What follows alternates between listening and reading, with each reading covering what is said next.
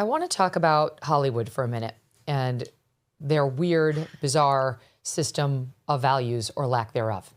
And I'm going to kick it off, why not, on this Golden Globes thing. Because what happened with the Golden Globes was they added a category for best audible podcast, basically best podcast. And they automatically put in the contention for the award, the top 25 podcasts. And we were one of them. Ben Shapiro was one of them. Joe Rogan was one of them. Tucker Carlson was one of them. Candace was one of them.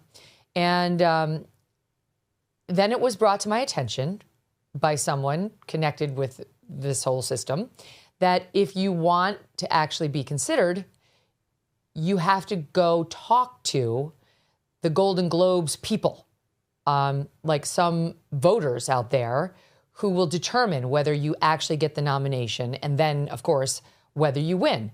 So like you'd have to go out there and do a little dog and pony show, like choose me, choose me, I want world peace and I look great in an evening gown kind of thing. And of course, the whole thing was so bizarre because number one, I had zero interest in their stupid awards.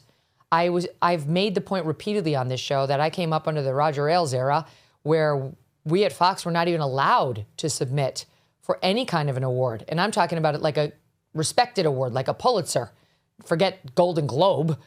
And he just didn't believe in the system because he knew it was run by leftists and that it was for leftists and that it would be leftists making the decisions. And either they would ignore you and not give it to you, or worse yet, they would actually give it to you, which would mean you're making inroads with the left, which is bad, which is a bad sign. You're probably like, I feel like Marjorie Taylor Greene is going through that right now. Her newfound acceptance on the left is not really a great thing. It's her career on the right seems to have ended. So anyway, I've literally never submitted for an award in any context and have no desire to get one. So there was obviously zero chance I was going to be doing the dog and pony show or doing anything to get this Golden Globe. And instead, what we had our producers do was withdraw our name from consideration. So we, in order to like stay one of the ones who was considered, you had to just fill out like your name and your show name and I don't know, one other very basic identifying piece of information, and we refused. So it was no mystery to us that we would be not actually nominated because we told them thanks but no thanks. Now all the headlines, because they hate conservative media, is snubbed. No, we're literally one of the top podcasts in the country, but we're not interested in awards.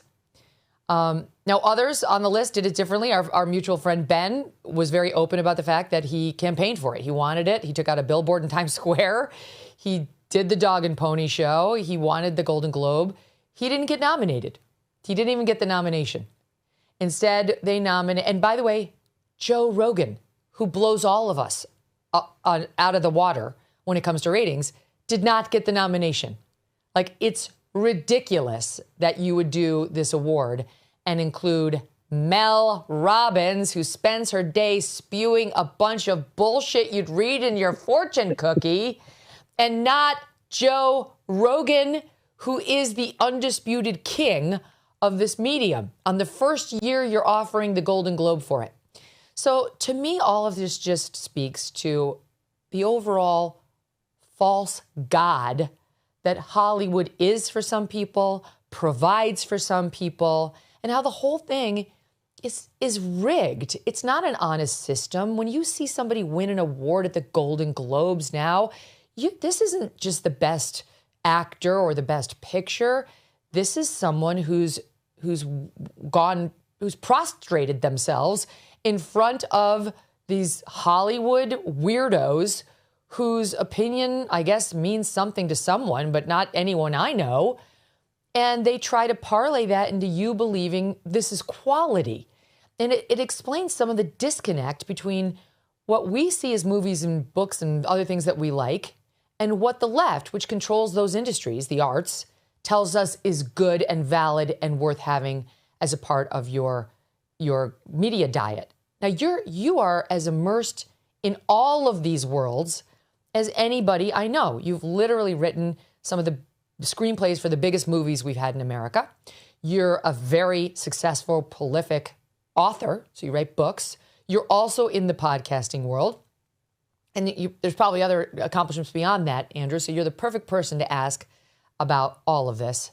Your thoughts? Well, I totally agree with you in terms of values, but not necessarily in terms of effect. When you say you weren't snubbed, you only had to leave your name in the running, and you would have been snubbed. Certainly, there is no way that you were ever going to be nominated for a Golden Globe Award or any other award that I can think of offhand. When back in the 2000s, I wrote a book called Empire of Lies, which took a very honest look at the clash between Islam and the West.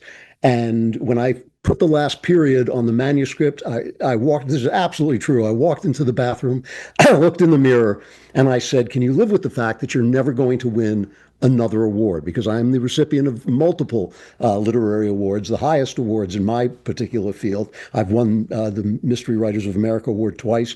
I've been nominated 5 times, I think, maybe 6. And I knew when I wrote this book that I was never, ever going to win an award again. And I also knew that my reviews would turn. I was a recipient of glowing reviews in hundreds of venues. And after Empire of Lies came out, I got one review in a major venue, and it called me a right-wing lunatic. I can't remember the exact words, but it was something like a right-wing lunatic. So you're absolutely right. Anybody who's looking at these things and thinking that they're fair or that they're going to maybe come around and like us, I don't know what Ben was thinking. Maybe he just wanted the publicity of going after it. But this is a problem on the right, is that we talk about the New York Times and how dishonest it is, but the New York Times comes along and offers to do an article about us, and instead of telling them to pound sand, we agree to it, and then we get absolutely ripped to pieces by their passive aggressive hostility toward us. Although I did an interview with the New York Times, and I did not get ripped to pieces, and it was very fruitful. She and I had some very challenging back and forths that I think exposed the Times. Yeah. Not me, but the Times. Yeah, well, you're lucky if they quote you, and that does happen too. I agree with you. However, the thing about awards, the thing about the arts in general and entertainment in general is it's kind of like sex.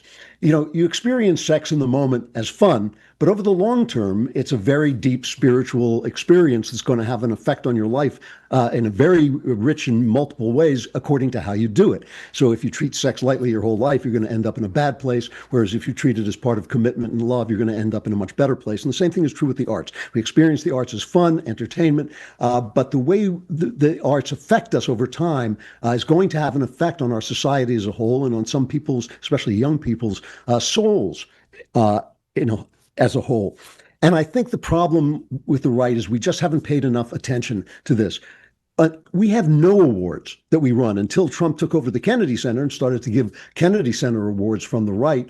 We have none. An author starting out is never going, if he's a conservative, is never going to get the kind of recognition that a left-wing artist is going to get. Artists like Tom Stoppard, one of the greatest writers of my lifetime, just maybe the greatest writer of my lifetime, was virtually canceled because of his non-attacks on Margaret Thatcher, and ultimately gave an interview saying that he was kind of a socialist, really, which I don't believe at all. I think he was a Tory to the day he died. And I think the same thing is true of Cormac McCarthy, who I know was a conservative, but never said so, because he was a guy who could easily have won a Nobel Prize for Literature, but never would have had he come out. We have not built the parallel infrastructure to celebrate, appreciate, and study the arts that the left now dominate almost completely. And the result in the immediate sense is not that big. It's just like the effect of a one-night stand might not be that big in your life. It's the long-term effect of having this incredibly powerful spiritual instrument, which is entertainment and the arts, washing over us with left-wing garbage day after day after day. The Golden Globe Award nominated that Leonardo DiCaprio movie, which basically, what was it called? One Thing After Another, One Battle After Another, which is basically a celebration and romanticization of left-wing violence, true left-wing murderous violence. And that got multiple awards. We have nothing to compare or compete with that. And the billionaires among us, who are not that many, but there are some, don't do anything to fix that. And it needs to be fixed. I understand and admire you, Megyn, for blowing awards off and saying these awards are worthless, because they are worthless. But they wouldn't be worthless if they actually judged people on their quality. I mean, you do one of the best podcasts out there. As you know, I'm not flattering you. You know, I think this, and yet you will never win an award, and that's wrong. And it ultimately takes from you something that is of value, which is the prestige of your peers and your colleagues. And you are a tough person, so you understand that, just like I'm a tough person, and I understood it when I gave it up. But I realized that I was giving up something of value. Ever read the label on a typical bag of chips? It's often a science experiment of seed oils, MSG, artificial dyes, and mystery ingredients. Masa is part of the growing movement to bring back real food.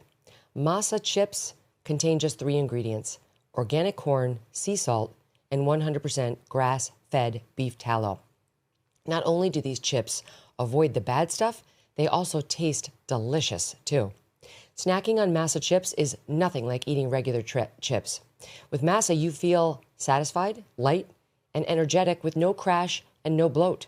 And if you love Masa, then you will love Vandy Crisps. Vandy, which is Masa's sister company, makes the most delicious 3-ingredient potato chips too. Ready to give Masa or Vandy a try? Use code MK for 25% off your first order at masachips.com or vandycrisps.com, or simply click the link in the video description or scan the QR code to claim this delicious offer. Don't feel like ordering online? Masa and Vandy are now available nationwide at your local Sprouts supermarket.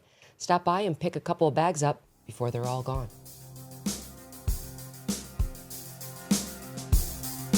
Thanks so much for watching. If you like what you just saw, hit the subscribe button for more clips and full episodes.